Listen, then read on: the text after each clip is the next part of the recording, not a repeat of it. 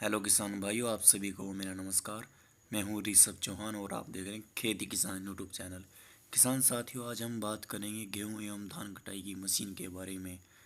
जैसे कि आप इस ट्रैक्टर में चलते हुए देख पा रहे होंगे किस प्रकार गेहूं को एक साइड में डाल रही है यह मशीन। इसे रीपर बाइंडर भी कहते हैं इस मशीन को। और जो ये दो महिंद्रा 265 ट्रैक्टर में चल रही है मशीन।